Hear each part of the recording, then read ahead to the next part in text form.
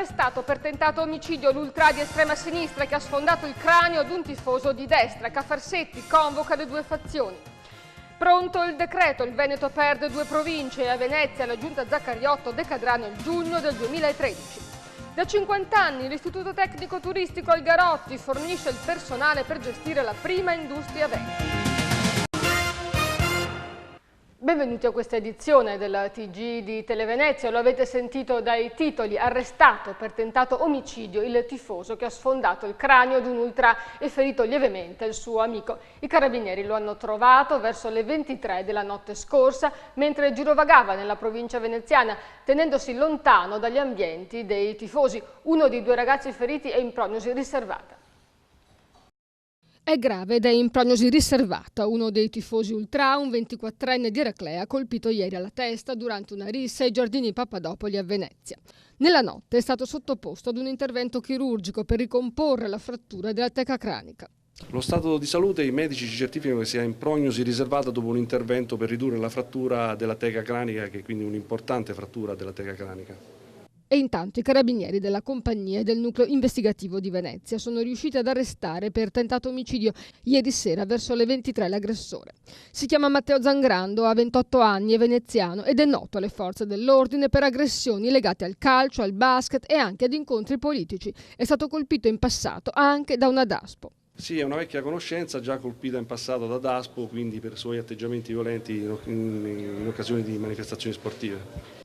Non è ancora chiaro quali armi abbia usato. Uno dei 2 ragazzi dell'Eraclea rimasti feriti nella rissa di 21 anni ha raccontato di aver sentito qualcosa di metallico, ma nella concitazione dello scontro tra fazioni ultra non è riuscito a vedere l'arma. Qualcuno ha parlato di un martello, ma gli investigatori non ripongono molte speranze di trovarla.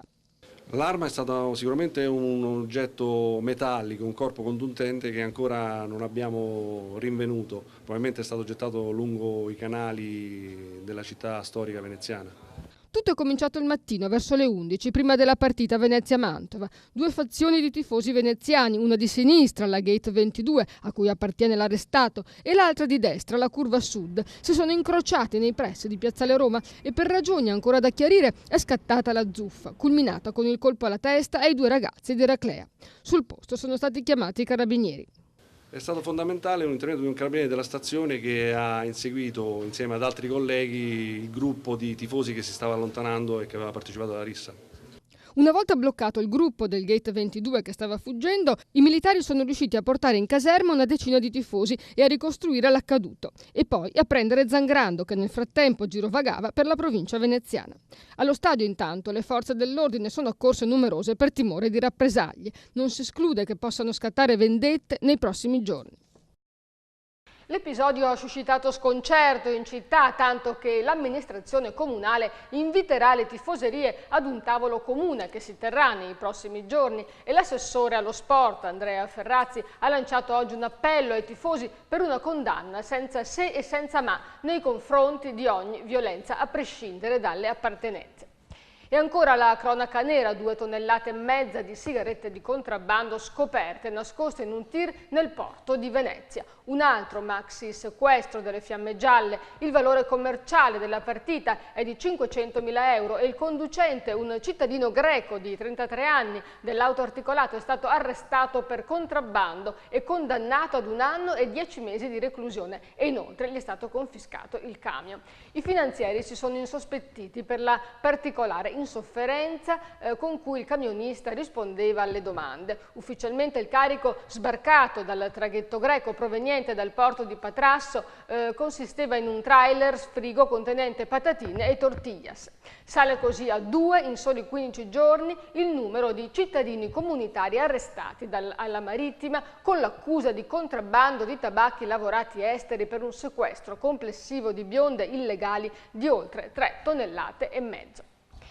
E voltiamo pagina: il governo accorcia i tempi per il taglio delle province. Saranno tutte azzerate nel giugno del 2013, anche le amministrazioni che saranno sostituite dalle città metropolitane. E nel Veneto le province scenderanno a 5 anziché rimanere a 7.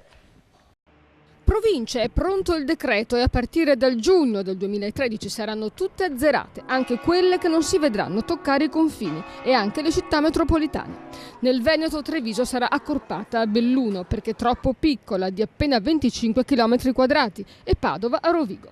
La nuova mappa delle province è agli ultimi ritocchi e arriverà con decreto all'esame del primo Consiglio dei Ministri in novembre. Le province scenderanno da 86 a 50, comprese le 10 città metropolitane. Nel Veneto l'unica provincia che potrebbe venire recuperata è Belluno. Ma cosa accadrà nel giugno del 2013? Sarà nominato un commissario per ogni provincia. Resta da decidere se sarà esterno, nominato dal prefetto, o se il ruolo verrà affidato al presidente uscente della provincia. Ma non finisce qui. Lo spending review sarà esteso anche alla mappa delle regioni e dei comuni. Il governo sta già riflettendo sugli 8.000 comuni distribuiti in tutto il paese. Sarebbero troppi e la metà di loro ha meno di 5.000 abitanti. Un decreto sulle macro regioni e la fusione dei comuni però spetterà alla prossima legislatura. E sul decreto in preparazione ha preso una dura posizione Massimo Bitonci, parlamentare della Lega, che ha definito odioso da parte del governo escludere dal provvedimento del taglio delle province e le regioni a statuto speciale, confermando la tendenza accentratrice della politica di Monti. Inoltre, secondo Bitonci, questa operazione costerà di più del mantenimento delle province così come sono organizzate ora, almeno nel breve periodo, perché molti dipendenti saranno collocati presso gli enti regionali con incarichi di livello superiore. E continua intanto il braccio di ferro tra Comune di Venezia e Save. Enrico Marchi, presidente della società che gestisce l'aeroporto di Venezia, propone un accordo per la costruzione della seconda pista, ma Cafarsetti vuole invece lo stadio e il casinò. Il Comune di Venezia è ancora in guerra con Save ed Enac e ora la battaglia si sposta sulla seconda pista voluta da Enrico Marchi, presidente della Save. La società che gestisce l'aeroporto Marco Polo da tempo chiede una nuova pista per potenziare lo scalo veneziano e il contratto di programma appena firmato con Enac prevede investimenti per 1 miliardo di euro, tra cui è inserita anche la seconda pista. A questo progetto però si contrappongono i piani urbanistici di comune, provincia e regione. Dovrebbero venire modificati per consentire la costruzione della nuova infrastruttura e il Comune di Venezia intanto sta accelerando i tempi burocratici per realizzare il quadrante di Tessera, che prevede lo stadio e un nuovo casinò, opere che potrebbero ostacolare la realizzazione della seconda pista. Una risposta piccata ad Enac, che ha ignorato la diffida di Orsoni a firmare accordi con Save senza il parere del Comune. Sono insomma diametralmente opposte le posizioni di Marchi e Orsoni sullo sviluppo di quell'area. Per Cafarsetti le attrezzature sportive e di intrattenimento sono centrali nel progetto perché darebbero a Venezia finalmente gli impianti sportivi che la città chiede da anni. Per Save invece sono strutture accessorie rispetto alle altre opere previste come il centro congressi, la struttura alberghiera e la porta di Ogheri. È una delle scuole più gettonate di Venezia. L'Algarotti ha festeggiato il suo cinquantenario nel segno di un turismo illuminato, sempre al passo con i tempi. Professori ed ex allievi, dirigenti e amministratori cittadini si sono incontrati all'Algarotti non solo per festeggiare i primi 50 anni dello storico istituto veneziano, ma soprattutto per riflettere sul ruolo da leader che questa scuola ha avuto e continua ad avere nel settore del turismo. È stata tra le prime, ad esempio, a proporre l'insegnamento del russo e del cinese, mentre gli stage in azienda sono sempre stati all'ordine del giorno. 50 anni importanti di un istituto che ha fatto la storia, secondo me, o ha contribuito quantomeno a fare la storia del turismo a Venezia, ma non solo a Venezia, perché da sempre i ragazzi che hanno frequentato questa scuola hanno avuto provenienze da tutta la provincia e anche da fuori della provincia. Quindi perché ha fatto la storia del turismo a Venezia? Perché gli operatori turistici di Venezia sono nella larga maggioranza ex studenti dell'Algarotti e quindi hanno portato sul territorio le competenze, i saperi che hanno sviluppato, ma anche il senso, come posso dire, l'etica del lavoro che hanno imparato all'interno di questa scuola. Tant'è che l'alternanza scuola-lavoro è sempre stato uno dei punti forti del nostro percorso di studi. lei pensi che già quando è nato l'Algarotti era previsto che i ragazzi di quinta facessero un periodo di tirocinio in azienda. Questo fin dalla nascita è previsto nel curricolo. Noi da sempre facciamo 3 settimane, facciamo fare ai nostri ragazzi 3 settimane in azienda. Diciamo che col tempo c'è stata un'evoluzione in questo senso e adesso facciamo i tirocini anche all'estero, quindi tirocinio lavorativo non solo sul territorio, Venezia e provincia di Venezia, a seconda poi delle provenienze dei ragazzi, ma anche tirocinio. L'anno scorso l'abbiamo fatto in Francia, in Austria e in Spagna. Oggi l'Istituto Tecnico Turistico Francesco Algarotti ospita 1250 studenti, con percentuali altissime di occupati, ovvero più della metà. Per questo forse il numero degli iscritti non conosce flessioni. 50 anni che sono importanti perché rappresentano una fetta importante della storia di Venezia, ma non solo, ma soprattutto sono 50 anni che danno una prospettiva per il futuro, una prospettiva in cui vengono formati gli operatori per l'industria, per la principale industria del Veneto, che è quella del turismo. L'Algarotti può fare ancora molto, visto che è una scuola di innovazione e visto che l'accorpamento recente con il Sarpi gli dà anche quel tocco economico che è indispensabile per una formazione a tutto tondo.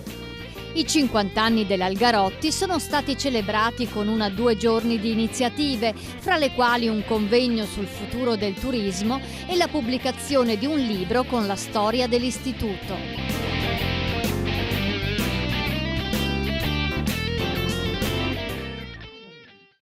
E parliamo di caccia. Il TAR non ha accolto la richiesta della LAC, la Lega per l'abolizione della caccia, di sospendere la delibera regionale che autorizza la gestione degli impianti di cattura degli uccelli.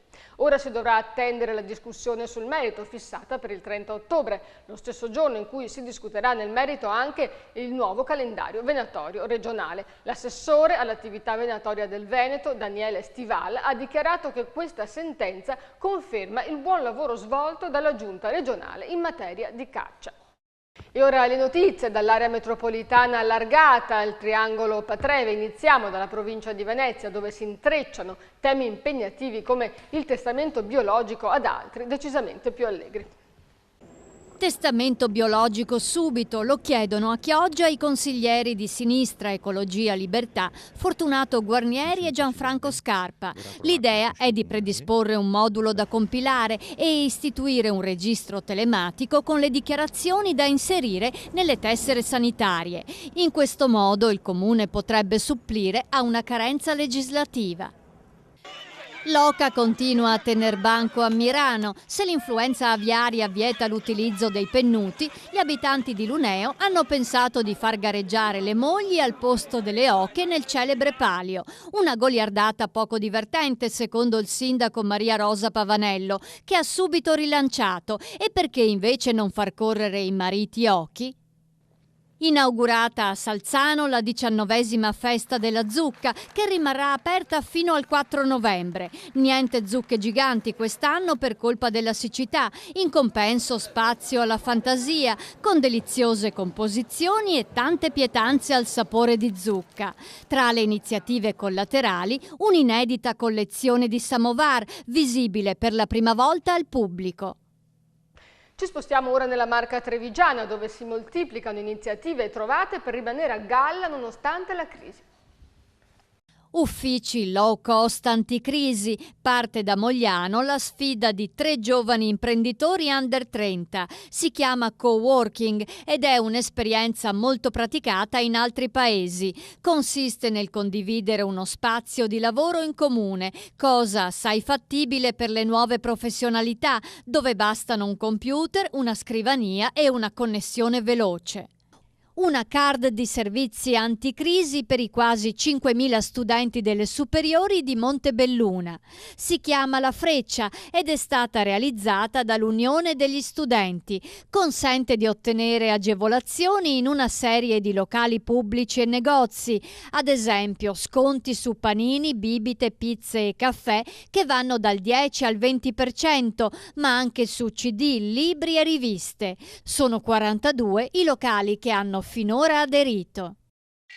Meno incidenti sul lavoro in provincia di Treviso in tutti i settori produttivi, tranne che in agricoltura, dove è frequente il ribaltamento dei trattori. I dati diffusi a Susegana in occasione della 62esima giornata nazionale per le vittime degli incidenti sul lavoro parlano di 20.000 incidenti nel 2010, passati a 18.000 nel 2011. Andiamo infine in provincia di Padova per parlare di architettura, incentivi e shopping. Negozi chiusi la domenica, ma aperti con orario continuato tutti i martedì e venerdì fino a fine novembre. Saonara diventa così protagonista del progetto pilota A Saonara più tempo al tuo shopping, lanciato da Ascom Confcommercio in collaborazione col Comune. L'esperimento coinvolge per ora 33 negozi di Saonara segnalati da una vetrofania. Piove di Sacco ha rifinanziato i contributi per gli impianti a gas sulle automobili. Si tratta di 300 euro e per ottenerle è necessario che l'auto sia stata omologata originariamente a benzina. Disponibili anche i contributi fino ad un massimo di 250 euro per lo smaltimento di amianto proveniente da abitazioni. C'è tempo fino al 15 dicembre. Niente gabinetti esterni, i tecnici comunali hanno trovato il modo di ricavarli internamente. Parliamo del borgo rurale di Vigonza, in procinto di essere ristrutturato per ricavarne appartamentini e botteghe. Un sollievo dunque per gli estimatori dell'architetto futurista Quirino De Giorgio, che temevano la deturpazione del famoso borgo. E ora il teatro, stagione da fiaba per il Teatro Corso di Mestre. Il cartellone della prossima stagione presenta una serie di classici rivisitati in forma di musical o balletto, con un'attenzione particolare al mondo del fantastico. Eccovi i titoli.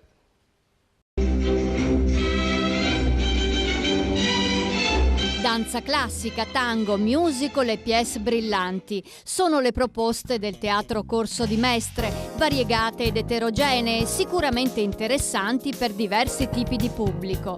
La stagione 2012-2013 prenderà il via mercoledì 5 dicembre con uno dei titoli classici più famosi, Lo Schiaccianoci di Tchaikovsky, interpretato dal Balletto di Mosca. Da una fiaba all'altra, perché il secondo appuntamento sarà sempre in dicembre con Il Piccolo Principe, tratto dal capolavoro di Saint-Exupéry e portato in scena dalla compagnia Mannini Dall'Orto. Quindi in gennaio sarà la volta del Mago di Oz, poi un altro classico del balletto, Romeo e Giulietta, presentato dalla compagnia romena Sibiu International Ballet.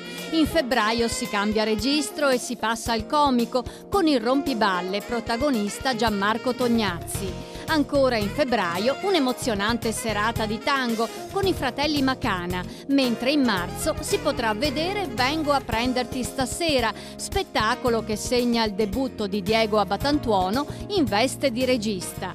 Conclude la stagione Sindrome da musical per la regia di Lena Biolcati, una travolgente carrellata di musical che hanno fatto la storia del teatro. La campagna abbonamenti, possibili in varie modalità, è aperta tutti i giorni dalle 17:30 alle 21:30 presso la biglietteria del Teatro Corso di Mestre. Il sipario si aprirà puntualmente alle 21.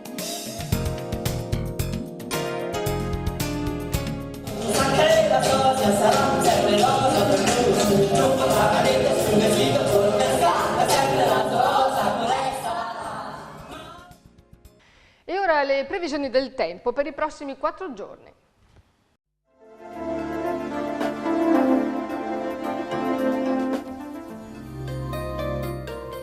Tempo stabile e soleggiato, una leggera ventilazione farà scendere le temperature e diminuire le nebbie. Martedì 23 ottobre, cielo sereno e soleggiato, valori in contenuto calo, mare da quasi calmo a poco mosso. Mercoledì 24 ottobre, sereno o poco nuvoloso, foschie nelle ore più fredde, massime in abbassamento, mare da poco mosso a quasi calmo. Giovedì 25 ottobre, parzialmente soleggiato con annuvolamenti sparsi, livelli termici stazionari. Venerdì 26 ottobre, molto nuvoloso con possibili piogge pomeridiane, minime in rialzo, massime in discesa. La marea di martedì 23 ottobre è normale, la massima alle 7:30 65 cm, la minima all'1:10 10 cm.